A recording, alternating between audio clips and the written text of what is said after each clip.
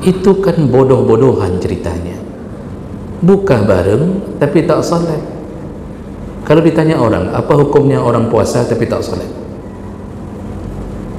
Puasanya sah, tapi dia tak dapat pahala apapun. Puasanya sah, tapi dia tak akan dapat pahala apapun dari Ramadannya. Model sakit-sakit berat, ya, cuci darah, tipes, yang sifatnya memang kalau puasa berbahaya. Tapi kalau model ketombe, ya, ada kutu di rambut, lalu membelek-belek mata, kemudian hidung mampet, tenggorokan kering, itu wajib puasa. Kita salah diajarkan dari kecil, Pak. Baca doa itu atabul fitri, setelah berbuka. Sedangkan waktu berbuka itu doa umum makan dan minum, bismillahirrahmanirrahim. Jadi pas masukkan kurma itu bismillahirrahmanirrahim, bukan Allahumma lakasumtu, bukan zahabat dhama. Assalamualaikum warahmatullahi wabarakatuh. Banyak sekali pertanyaan jamaah, Ustadz kasih kami channel untuk kajian anak-anak muda. Di antara anak muda berasal dari Aceh, luar biasa, channelnya Maulizul Akbar Nak. Tonton, subscribe, like, share, komen. Assalamualaikum warahmatullahi wabarakatuh.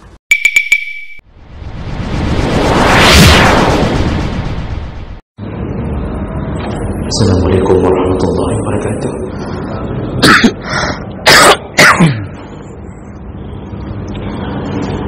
Innal hamdalillah nasta'inuhu wa nastaghfiruh wa na'udzu bihi min shururi anfusina wa min sayyiati a'malina. Man yahdihillahu fala mudilla lahu wa man yudlil fala hadiya lahu. Asyhadu an la ilaha illallah wahdahu la syarika lahu وأشهد أن محمدا عبده ورسوله الكريم. اللهم صل وسلم على نبينا المصطفى محمد وعلى آله وأصحابه أجمعين. أما بعد، رب اشرح لي صدري ويسر لي أمري واحلل عقدة من لساني يفقهوا قولي. Segala puji bagi Allah, kemudian salawat dan salam pada Rasulullah, pada keluarga dan seluruh sahabat-sahabatnya. Ya Allah, muliakan insyaAllah bapak-bapak, ibu-ibu, jemaah salat zuhur, dan mudah-mudahan Allah Subhanahu wa ta'ala menetapkan pahala yang banyak kepada kita yang tetap istiqamah taat kepada Allah Subhanahu wa ta'ala. Bapak Ibu yang Allah muliakan, kita akan sambung pembahasan kita. Kita sedang membahas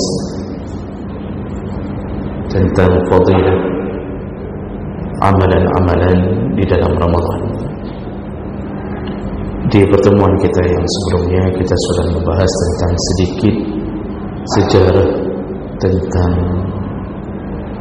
turunnya kewajiban puasa sampai menjadi puasa yang seperti kita lakukan hari ini. Kemudian kita sudah bahas fadilah orang-orang yang bersahur. Orang yang bersahur mendapatkan rahmat dari Allah, juga didoakan oleh para malaikat. Orang yang bersahur mendapatkan keberkahan dari Allah di dalam menjalankan puasanya. Dan juga orang-orang yang bersahur mendapatkan salah satu waktu istijabah doa, karena Allah menerima doa orang-orang yang berdoa di sepertiga malam terakhir sampai datangnya waktu sahur.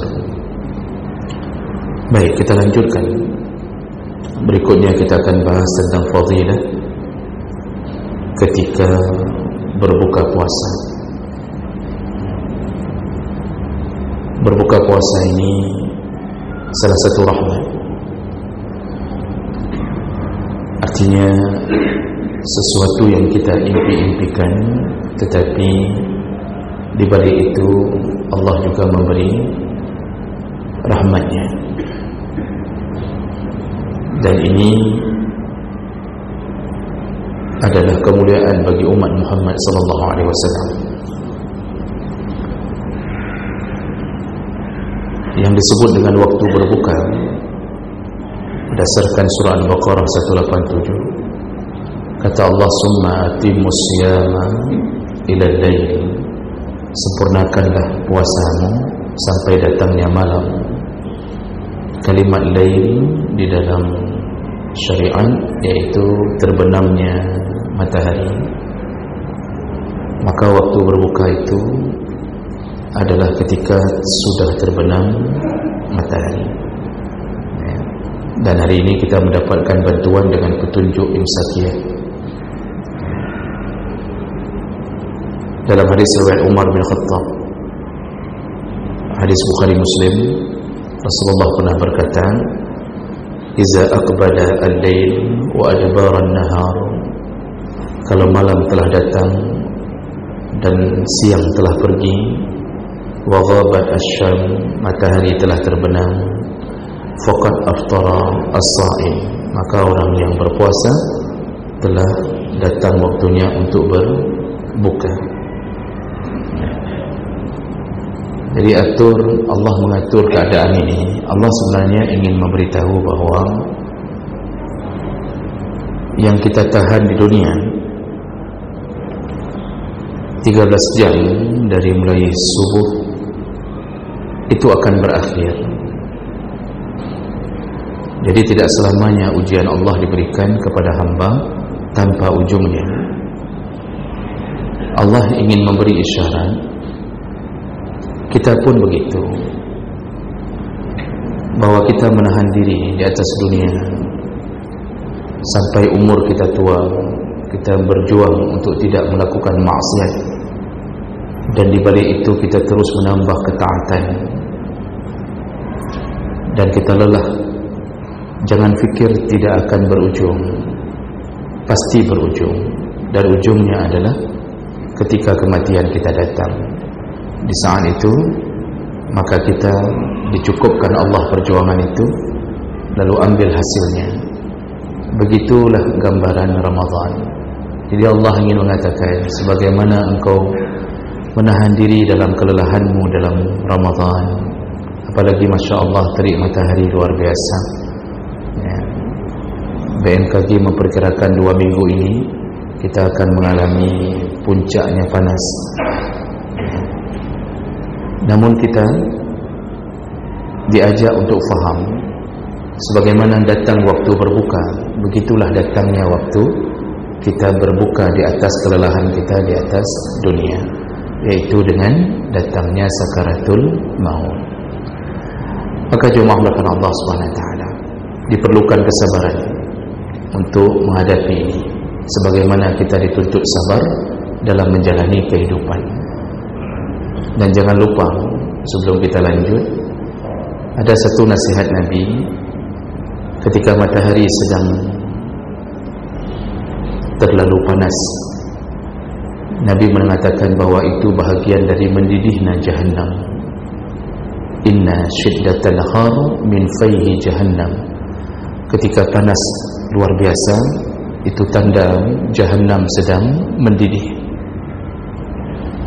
Lalu orang-orang sebaiknya, kata Nabi dalam hadis yang berbeda, ketika dia sedang dibakar oleh matahari, maka berdoalah, Allahumma ajirna minan nar, atau Allahumma ajirni minan nar.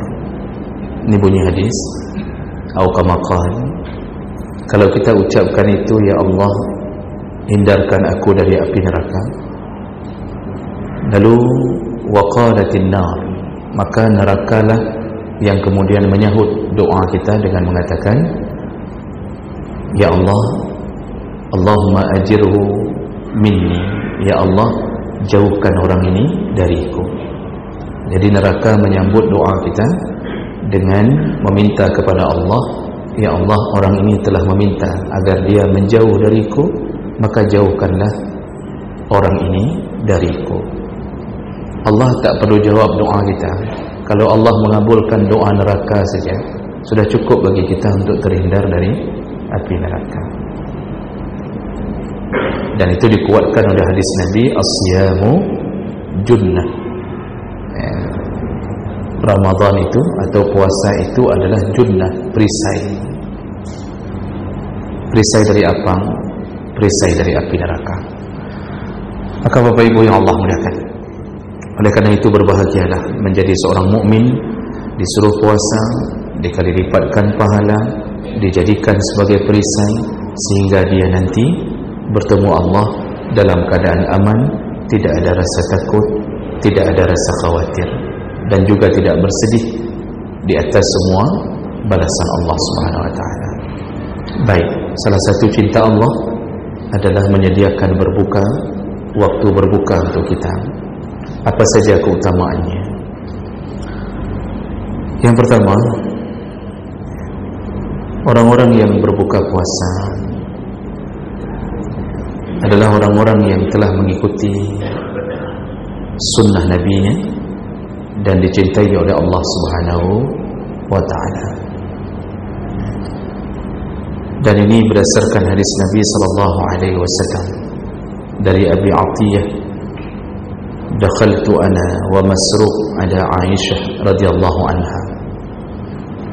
Jadi kata Abi Atiyah, aku pernah bersama Masruq menemui Aisyah radhiyallahu anha. Faqala laha Masruq, lalu Masruq berkata kepada Aisyah, wahai Aisyah, rajulani min ashabi Muhammad sallallahu alaihi wasallam, ada dua orang sahabat Nabi sallallahu alaihi wasallam, kilahuma la ya'lu 'anil khair. Dua orang itu adalah orang-orang yang selalu mengejar kebaikan. Artinya mereka orang-orang yang saleh, orang-orang yang taat. Mereka berlomba-lomba mengerjakan kebaikan. Ahaduhuma ya'jadul maghrib wal iftar.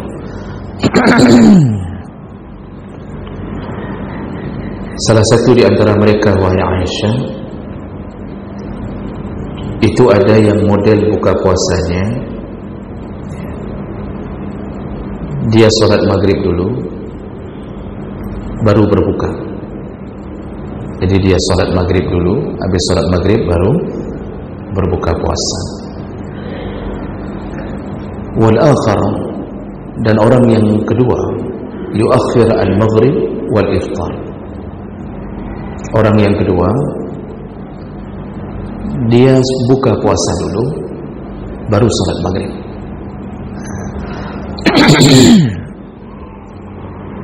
Jadi mau dilaporkan bahwa ada dua orang yang berbeda cara menyikapi waktu berbuka.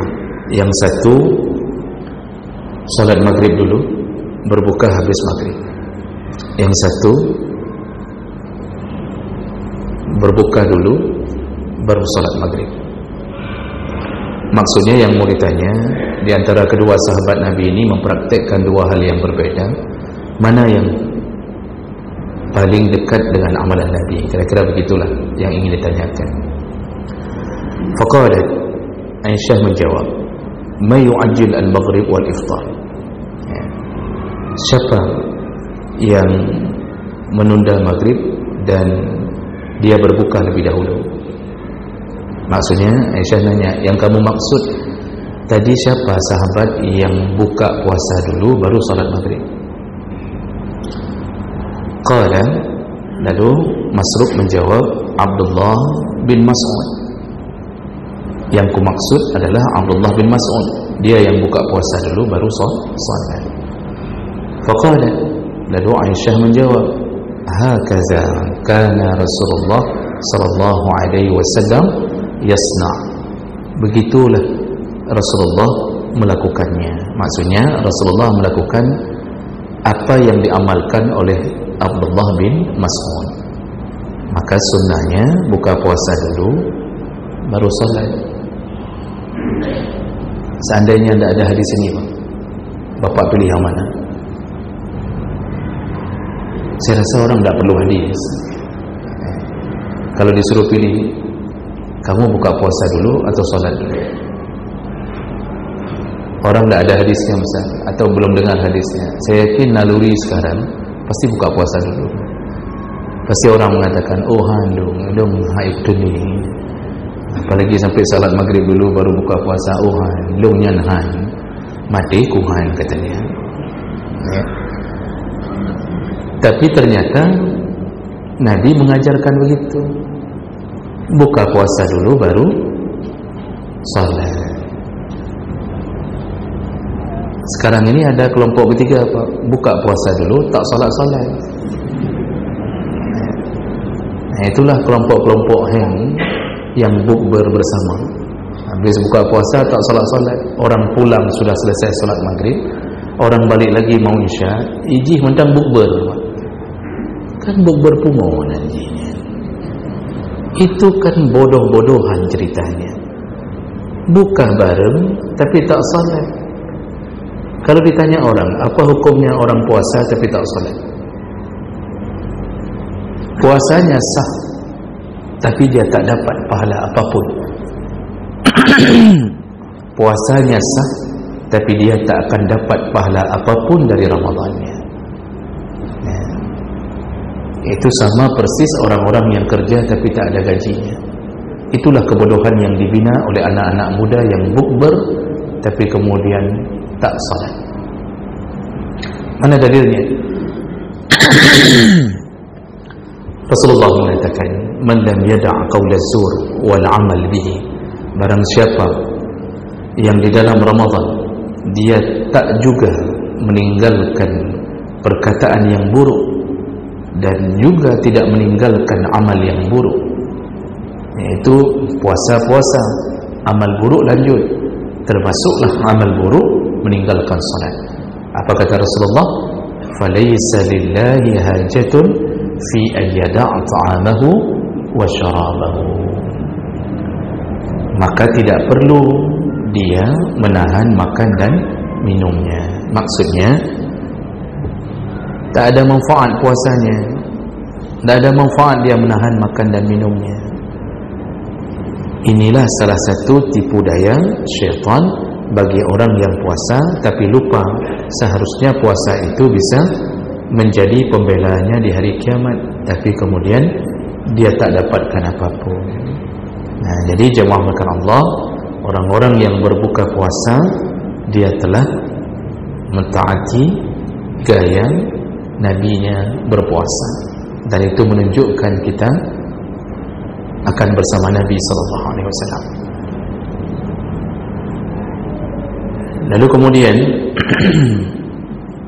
ditambah dengan rasa cinta Allah berdasarkan hadis riwayat Tirmizi, tadi hadis riwayat Muslim yang Aisyah tadi. Dalam hadis riwayat Tirmizi dari Abu Hurairah radhiyallahu anhu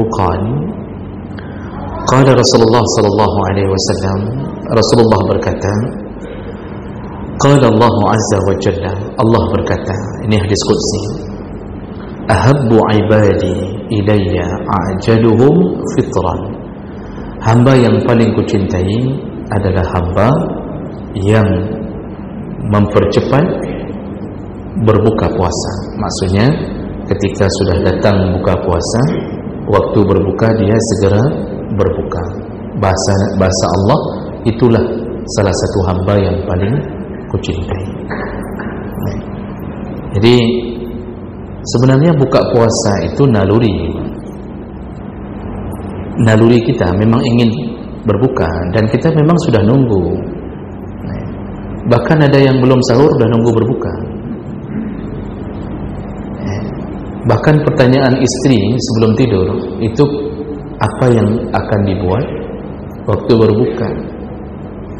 Istri jarang nanya, makan sahur besok mau dibuatin apa bang? Jarang, karena tinggal panas-panasin yang sudah ada.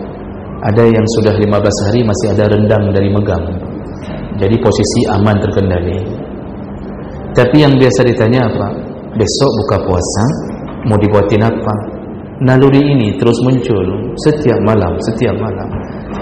Kita mau tidur, puasa belum, sudah mikir buka puasa. Tapi Masya Allah, sesuatu yang kita inginkan ternyata malah dikuatkan Allah, segerakan berbuka dan aku mencintaimu. Kan luar biasa kasih sayang Allah. Sesuatu yang kita memang itu kita inginkan, tapi malah menjadi penyebab cinta Allah Subhanahu wa taala. Jadi beragama itu bukan karena naluri, beragama itu karena petunjuk Allah dan Nabi. Kita yang hari ini berbuka puasa karena desakan ingin berbuka, maka rubahlah niat berbuka puasa dengan cepat karena Allah dan Nabi menyuruh berbuka dengan cepat. Tidak ada sesuatu yang perlu kita pamerkan ketika kita merasa lebih hebat daripada Nabi dengan menunda berbuka puasa. Bahkan ada satu hadis riwayat Ahmad, Nasai dan Ibnu Majah. Ketika Nabi menaklukkan kota Mekah, itu terjadi di bulan Ramadan. Jadi Nabi membawa pasukan 10.000 pasukan dari Madinah menuju ke Makkah. Lalu kemudian kan perjalanan mereka Bapak Ibu itu dengan kuda, unta, ada yang berjalan kaki. Bayangkan berjalan di padang Sahara, di tanah yang gersang, panasnya luar biasa, tapi mereka tetap taat pada Nabi untuk menaklukkan kota Makkah atau Fatuhu Makkah. 10.000 sahabat dibawa oleh Nabi mempersiapkan kalau penduduk Makkah melawan. Jadi Nabi ingin merebut kembali tanah airnya. Apa yang terjadi? Ini terjadi dalam bulan Ramadan. Kita belum apa-apa. Mereka berperang, mempersiapkan perang. Karena Ramadan tidak dilarang berperang. Yang dilarang berperang di bulan-bulan haram. Zulqa'dah, Zulhijjah, Muharram, Rajab. Itu larang perang. Kalau Ramadan tidak. Perang Badar dalam Ramadan. Jadi di tengah perjalanan sudah lewat waktu zuhur, mendekati waktu asar, salah seorang melapor ke Nabi. Ini hadisnya lumayan panjang. Melapor ke Nabi, ya Rasulullah, ada sebagian sahabat sudah tak mampu lagi. Yashukku alaihim, mereka kesulitan untuk berjalan ya Rasulullah. Maksudnya haili, sudah tak sanggup lagi ya Rasulullah. Dan mereka menunggumu ya Rasulullah. Kalau engkau berbuka, mereka berbuka. Begitu laporan kepada Nabi. Sahabat nunggu, tapi tidak berani buka. Kalau Nabi tidak buka. Setelah solat asar, jadi Nabi berhenti di Qura Al-Ghamim. Ada satu daerah namanya Qura Al-Ghamim. Lalu Nabi solat asar bersama sahabat. Habis solat asar, Nabi mengatakan kepada seorang, ambillah segelas air, sediakan segelas air. Lalu Nabi meminum air tersebut, menandakan beliau berbuka puasa. Itu habis asar.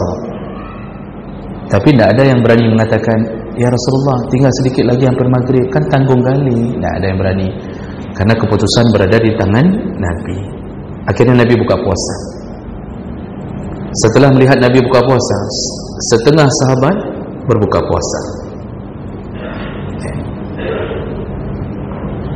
Tapi kemudian ada sebahagian melanjutkan puasanya. Jadi sebahagian tak mau buka. Dilaporkan lagi ke Nabi, ya Rasulullah, sebahagian mereka menyambung puasa. Mereka tak mau buka puasa. Setelah melihat engkau berbuka, mereka tak mau buka. Apa jawaban Nabi? Di ujung hadis Nabi mengatakan, ulaikal usad. Itulah yang tak buka puasa, itulah orang-orang yang bermaksiat. Begitu kata Nabi. Jadi kalau begitu, apa yang bisa kita ambil kesimpulan? Kita ini melakukan ibadah petunjuknya Allah dan Nabi. Ketika Nabi suruh berbuka puasa, maka itu adalah perintah Allah. Karena Nabi tak akan berbuat kecuali dengan wahyu dari Allah. Orang yang merasa lebih hebat daripada Nabi, lalu dia sambung puasanya, padahal Nabi sudah memberi petunjuk buka puasa, tapi mereka tak buka, itu ternyata memancing kemarahan Nabi. Nabi marah. Nabi mengatakan, yang hana buka puasa nyan maksiat, dosa. Aneh kan Pak? Orang sambung puasa tapi karena melawan Nabi di situ duduk permasalahannya. Maka jangan merasa berbuat baik kalau seandainya kita melawan Nabi SAW. Nah, ini hadis ini juga menjadi petunjuk dalam fikih dibolehkan orang-orang yang safar untuk berbuka puasa kalau sudah mengalami masyaqqah, mengalami kesulitan yang dahsyat. Orang yang safar, ini Bapak Ibu nanti ada yang pulang ke kampung, ke Medan, mungkin pulang tanggal 6 tu dah mulai pulang itu. Tanggal 6 tu sudah kabar gembira. Saya lihat sudah titik-titik merah sampai tanggal berapa itu Pak? Tanggal 14 kalau saya tidak salah itu. Itu bahagianya hati ketika melihat kalender di tanggal 6 sampai sekian. Itu banyak yang pulang. Nah, perlu diberi informasi sedikit. Orang yang safar itu ada dua cara berbuka puasa. Yang pertama, dia boleh tak puasa sama sekali, walaupun sehat-sehat saja. Yang kedua, berbuka puasa di tengah perjalanannya. Nah, ini disebutkan dalam fikih. Kalau mau tidak puasa sama sekali, itu ada syaratnya. Yang pertama, safar itu harus as-safar at-tawil, yaitu safar yang panjang. Berapa ukuran panjang? Yaitu merencanakan perjalanan yang jaraknya melebihi 4 burud, 2 marhalah, 16 farsah, yaitu 89 atau 90 km. Jadi itu syarat pertama, safarnya harus safar panjang. Jadi itu dihitung dengan jarak satuan kilometer di bumi, bukan jarak di kilometer Honda kita Pak, motor kita. Karena kalau hitung jarak di motor kita, kita keliling Pasar Impres 25 kali sudah sampai Pak, 90 km itu. Nah, kita keliling waduk aja 250 kali dalam sehari sudah sampai. Akhirnya buka puasa di ujung waduk. Itu tidak boleh. Kilometernya kilometer satuan jarak di bumi, 89 atau 90 km. Dan itu direncanakan, bukan yang sudah ditempuh. Karena orang paling banyak salah menentukan sikap tentang salat qasar, salat jamak. Itu sebenarnya banyak yang masih ragu-ragu, bimbang, salah faham bagaimana cara menentukan. Jarak yang dimaksud bukan jarak yang sudah ditempuh, tetapi yang diniatkan. Mau kemana ni? Ke Banda Aceh. Ke Banda Aceh berarti sudah melebihi 90 kilo. Ke Banda Aceh berapa Bapak? 260. Ya, sekitaran itulah Pak. Ke Medan lebih lagi. Itu niatnya melakukan safar panjang. Nah, itu syarat pertama, belum selesai.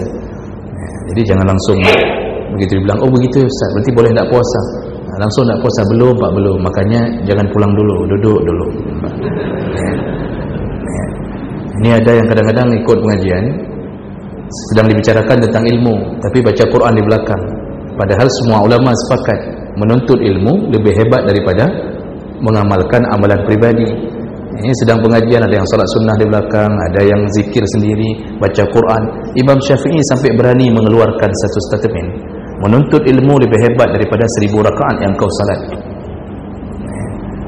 Jadi jangan salah-salah. Ini bapak yang dengar, tahu, oh begitu caranya, oh begini, itu lebih utama daripada kita baca Quran di belakang sendiri. Karena kadang-kadang ada itu yang model begitu, tapi alhamdulillah di sini tak ada.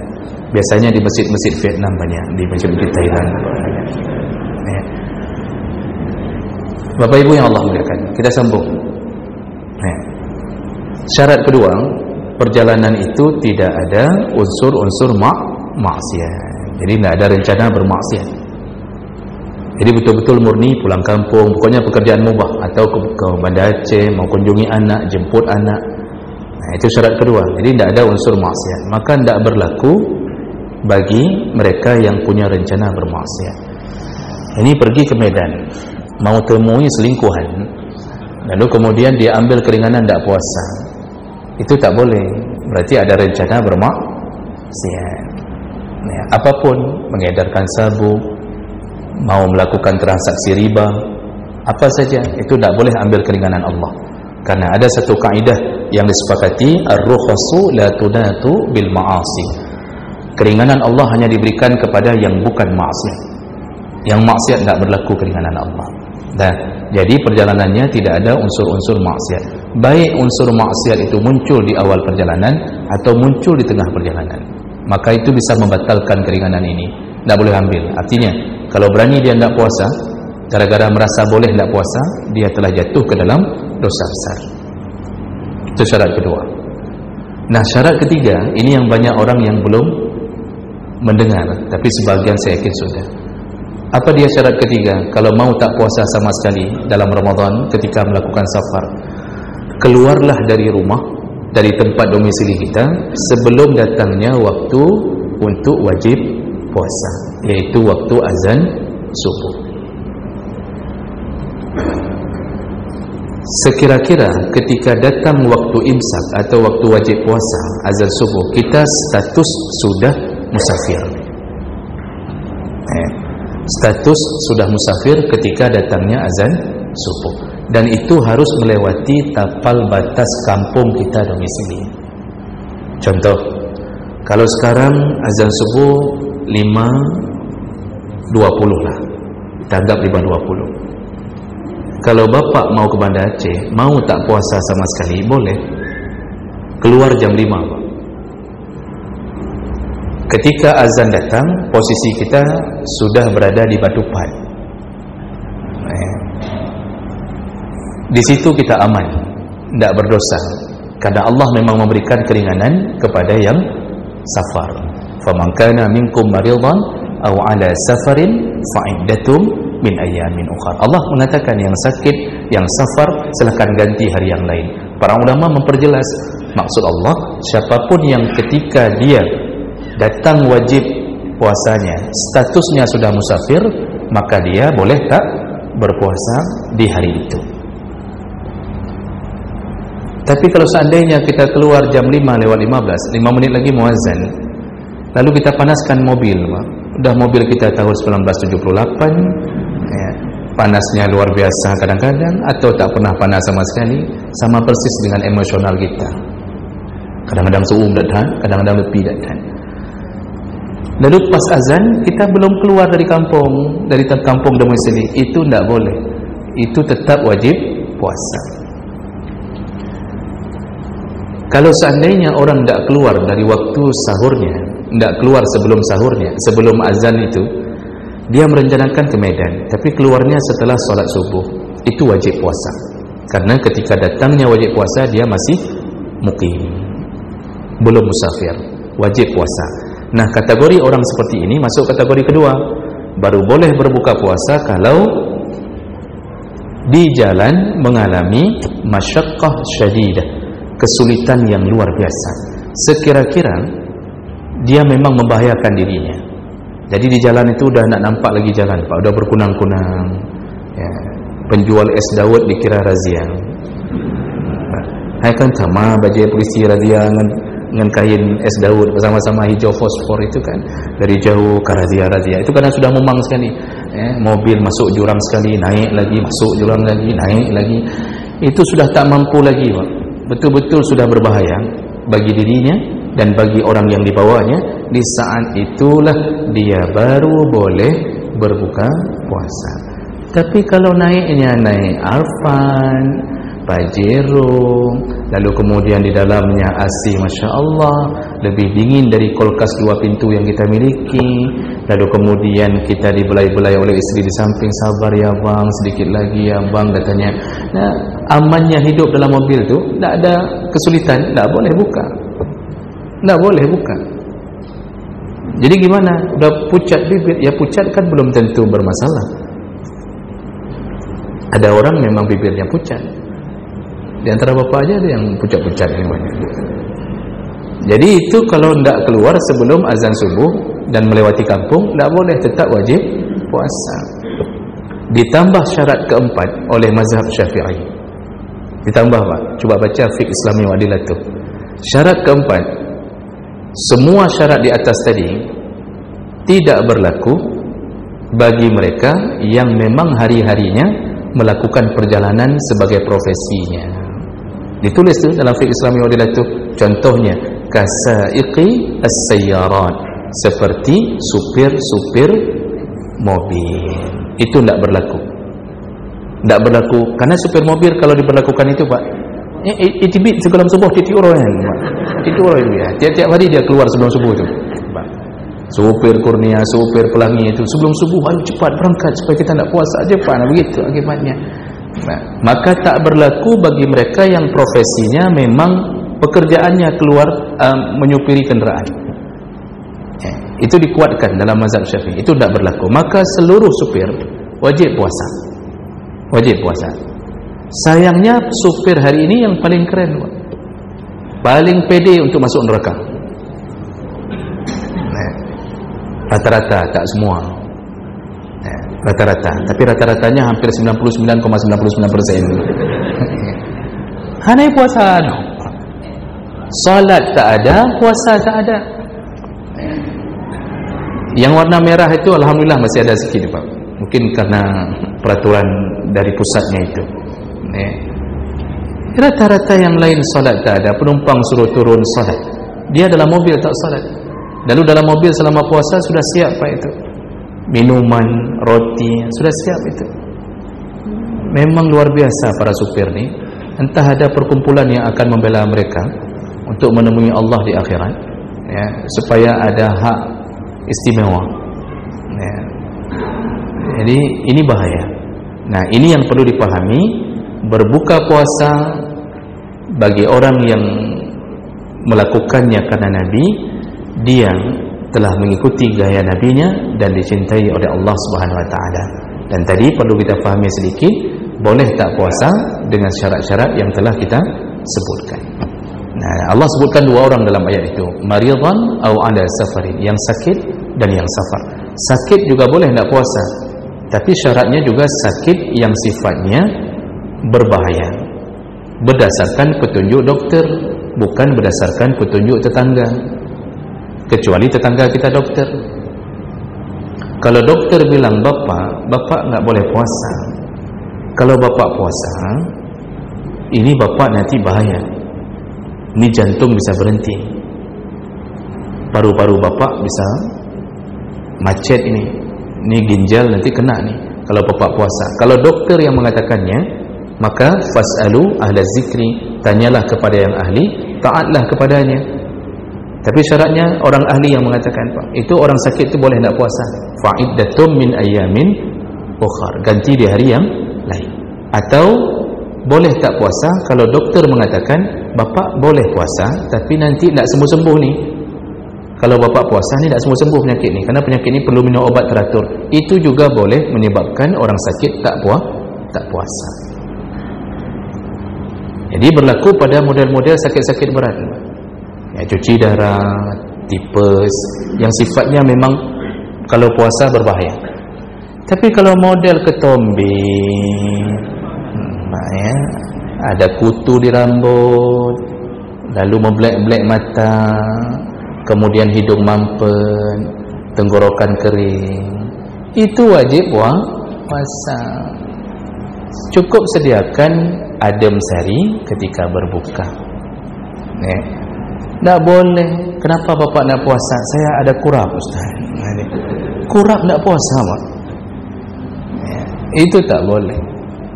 Itu tak wajib puasa. Ini jangan sedikit sakit tak puasa, sedikit sakit tak puasa, haram hukumnya. Baik, kita lanjutkan sedikit lagi Bapak Ibu.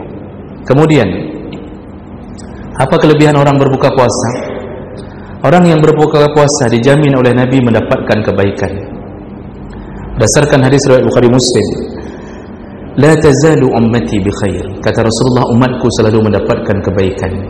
Ma akharu ma ajjalu al-fitr wa akharu as-sahur, selama dia mempercepat berbuka dan mengakhirkan sahur.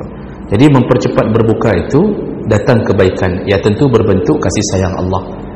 Memang kita tak bisa gambarkan kebaikan, tapi sudah kita rasakan dan kita tak tahu sebenarnya sudah kita jalani. Jadi percepat berbuka, asal sudah waktu berbuka.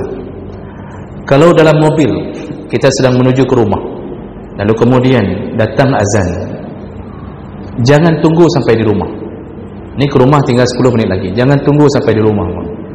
Kalau bapak pergi jalan membeli makanan, misal bapak beli apalah, misalnya jus apa misal bapak beli sore, rupanya macet di simpang Selat Malaka, sambil pulang macet, azan, sedang macet azan, sedangkan ke rumah kita belum tahu nih, bisa 5 menit, bisa 10 menit karena macet luar biasa. Apa yang harus lakukan? Segera berbuka. Jadi ya bukalah di jalan itu. Kalau model bungkusan dengan plastik, tinggal digigit di ujung plastik, Pak. Langsung berbuka di situ.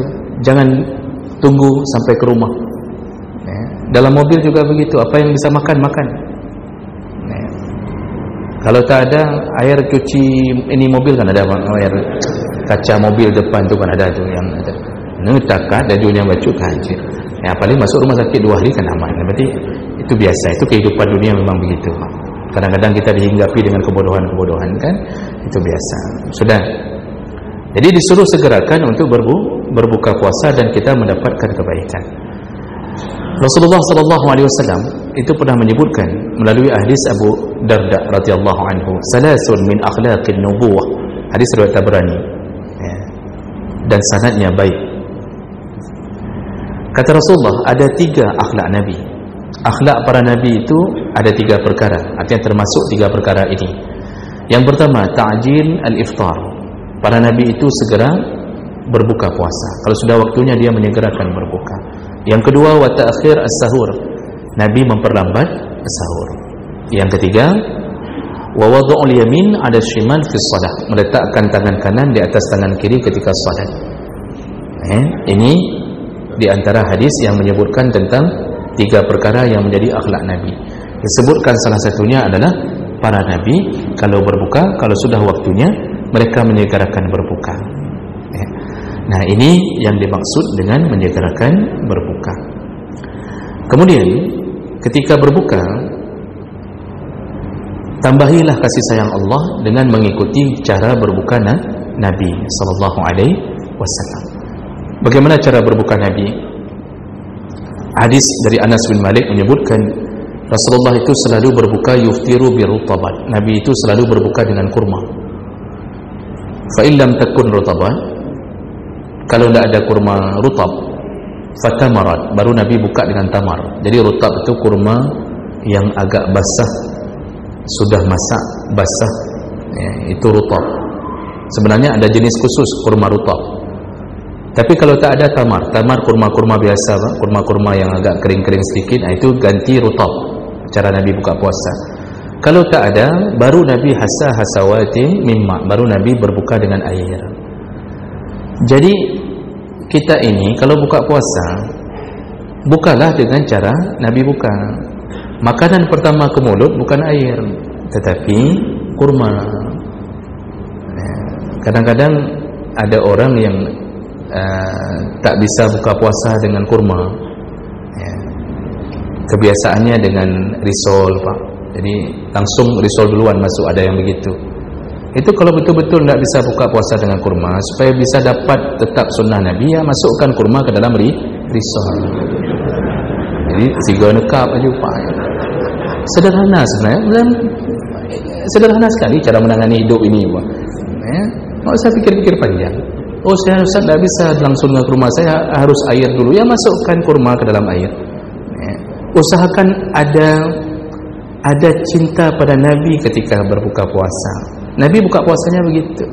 Dan saya baca di beberapa artikel di Google oleh para ahli menyatakan kenapa kurma yang Nabi lakukan.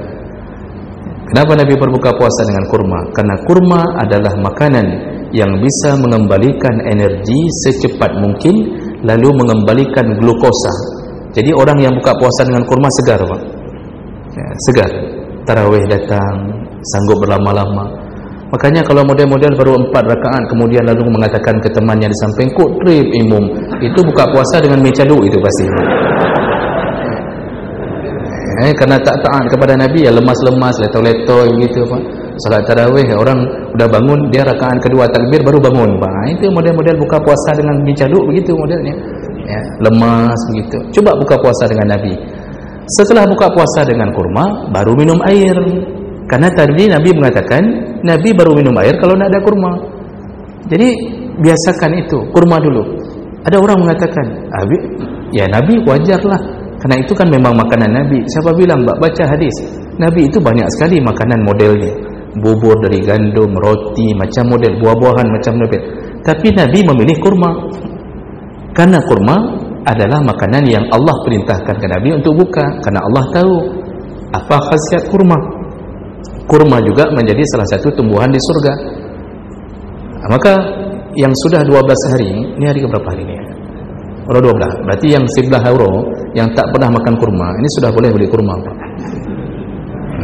Belilah kurma. Kalau Bapak tak tahu tempat di mana beli kurma, ya saya pun tak tahulah. Itu serah Bapak. Kalau masalah itu, masa nanya Ustaz, nampak kut-kut dami rumah beli kurma. Nah, jadi Bapak Ibu yang Allah muliakan, itu cara Nabi buka puasa. Kalau kita ikut, ingat-ingat hadis Nabi, anta ma'aman ahbabta, engkau akan berada di surga bersama orang yang engkau cintai. Sederhana, sederhana ya. Nah, setelah makan kurma, baru kemudian membaca doa ya.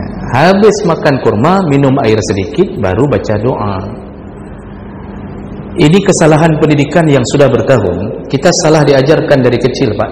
Baca doa itu aqbul fitri, setelah berbuka. Sedangkan waktu berbuka itu doa umum makan dan minum, bismillahirrahmanirrahim. Jadi pas masukkan kurma itu bismillahirrahmanirrahim, bukan Allahumma lakasumtu, bukan zahabat dhama. Bapak buka kitab, semua kitab fikih, kitab i'anatul talibin, bahkan disebutkan bahwa diperjelas doa berbuka puasa adalah aqbul fitri, setelah berbuka, bukan sebelumnya, dan bukan wada indah, dan bukan di tengahnya. Artinya bukan sedang makan baca doa, itu tidak. Habis makan baru berdoa. Nah, kita tidak, dari kecil sudah terbiasa pegang gelas di depan bibir sambil bergetar tu, karena detik-detik terakhir itu kan kita antara hidup dan mati, lalu kita mulai membaca sambil berkata Allahumma lakasumtu, baru kita telan. Bukan tak boleh, salah tempat. Akibat salah tempat, sebulan tak pernah baca bismillah. Padahal doa makan minum tak ada yang lebih hebat, tak ada yang lebih utama kecuali bismillah. Ini tak pernah baca lagi, Pak. Kenapa? Kamu gantung Allahumma lakasumtu, salah. Jadi kapan? Habis makan kurma, minum sedikit, baru berdoa. Nah, di situ baru ucapkan doa. Ada beberapa versi. Saya tak mau mempermasalahkan doa itu, karena setiap ulama punya keputusan sendiri tentang derajat hadis doa itu. Ada yang mengatakan hadisnya dhaif, bahkan ada yang mengatakan hadis Allahumma lakasumtu dhaif, tapi juga sebagian ulama lain mengatakan zahabat dhama pun dhaif. Sehingga kesimpulan para ulama, tidak ada doa yang derajatnya kuat ketika doa berbuka puasa. Imam Nawawi malah menyuruh menggabungkan, disuruh gabungkan Allahumma lakasumtu wa bika amantu wa alaika tawakkaltu. Tunggu, ada sambungannya dalam hadis, Pak. Allahumma lakasumtu wa bika amantu wa ala rizqika aftartu birahmatika ya arhamar rahimin zahabat dhama wa batalatil uruq wa sabatal ajru insyaallah. Disuruh gabungkan malah. Jadi tidak usah ribut masalah itu hadis itu doa itu hadis itu dhaif itu, karena para ulama pun berselisih. Apalagi itu statusnya doa, bukan bacaan dalam solat.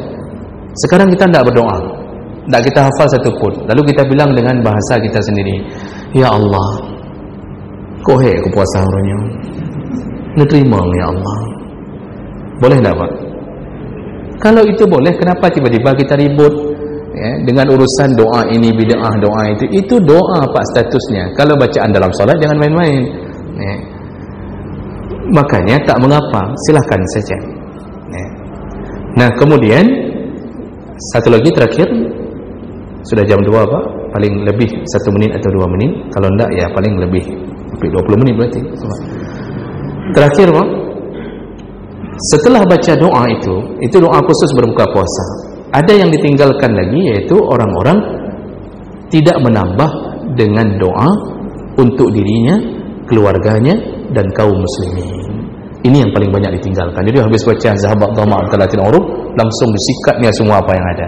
Padahal ada satu sunnah Nabi tertinggal, menambah doa. Doa apapun yang kita baca ketika selesai berbuka diijabah Allah Subhanahu wa taala. Rasulullah mengatakan, lis-shaim 'inda fitrihi da'watun la turad. Orang yang berbuka puasa, ketika berbuka puasa itu doanya tidak ditolak Allah. Dan itu ada beberapa hadis Nabi Allah Subhanahu wa taala yang tak mungkin saya baca lagi, tapi maknanya sama. Maka yang ditinggalkan orang hari ini adalah doa ketika sudah selesai doa buka puasa. Jangan langsung makan minum, tahan 1 menit, Pak. Minta apapun, minta. Di situ tempat mustajabah doa.